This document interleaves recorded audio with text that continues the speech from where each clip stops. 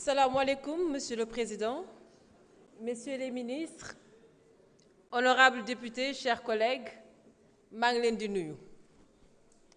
dëgg ngeen bëgg a xam wante ñun tamit dëgg lañ bëgg a xam. Nous voulons la vérité et je vous en donne notre parole. Sauf que la seule différence, que nous voulons toute la vérité. Il ne faut pas que ñu réeral Sénégalais yi parce que ñoo yore seen baat.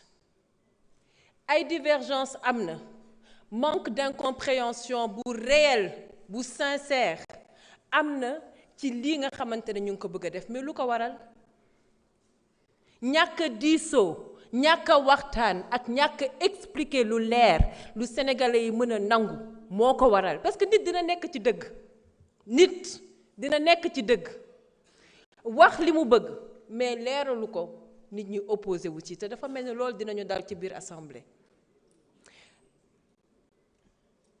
ku boom Baye Cheikh Diop man mii dama ko bëgg a xam qui a tué Cheikh Coly Moussa Dramé Sadio Camara pourquoi ngeen xalaat ne ñun bëgguñu ko xam qui a torturé Pape Abdoulaye Touré dañ ko bëgg a xam qui a tué le gendarme on veut savoir qui a tué le policier on veut savoir mais nous avons également le droit de vouloir savoir qui a brûlé le terre, qui a brûlé notre BRT. Am nañ ci droit. Il faut être des démocrates jusqu'au bout. La justice, oui, mais la justice pour tout le monde. Et cette justice, elle ne doit pas être sélective. Vous savez, li ñu war a moytu dafa am loo xamante ne dañ ko xeex yéen ngeen jiitu ci xeex bi ba yàlla jël nguur jox leen ko li jara moytu man ku ma xam-xam nga ni duma tontonte ndaxte dama silvissé ku jara moytu li ñu jara moytu mooy teguwaat ci yoonu def li nga xamante ne dañ ko doon xeex ba tey parce que les Sénégalais ils ont encore besoin d'espoir les Sénégalais ils ont besoin de travail. Les Sénégalais, ils ont besoin de solutions. Monsieur le ministre, nous voulons la justice. Et nous comptons sur vous pour la justice.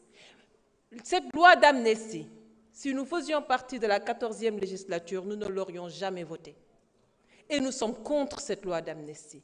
Et si aujourd'hui, le débat était l'abrogation ou non de cette loi d'amnistie, vous comprendrez beaucoup mieux nos postures et nos positions. Mais là n'est pas la question. On veut aujourd'hui interpréter une loi d'amnistie. Et une interprétation ne devrait pas avoir une vocation à modifier, ni à rajouter. Elle doit clarifier. Li ñuy def mënoon na ñàkk tey le Conseil constitutionnel, à lui seul, était habilité à clarifier. Le Conseil constitutionnel mënoon na tey clarifier ne loi d'amnistie bii concerne na tel crime concerné wu ko tel crime concerné wu ko su ko defee ñëpp xam lu leer mais bu leen bañal une partie de la population leur droit de vouloir connaître toute la vérité. Nous sommes sensibles à ceci. Cette interprétation li ngeen laajte kan moo ko bañ mooy wane ne que comprendre goo leen le problème du peuple sénégalais. La majorité sont en train de se demander pourquoi eux non plus n'ont pas droit à la justice. Pourquoi eux non plus n'ont pas droit à la vérité.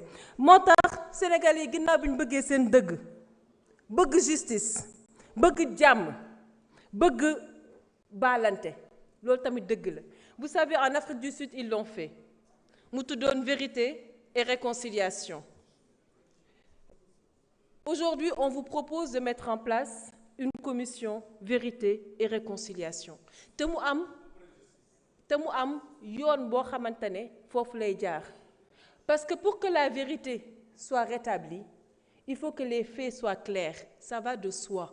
Il faut que des enquêtes soient menées mais sur tous les faits ku nekk xam fi nga féete loolu mooy li ñu bëgg mais sur tous les faits. Et ensuite on parle de réconciliation. Et ensuite, on parle de pardon pour ceux qui veulent pardonner. Et enfin, on pourra parler d'indemnisation. donc bu fekkente ne tey loolu la askan bi wax je pense que mën nañ see d'accord. Merci beaucoup. Honorable Awa Seck, honorable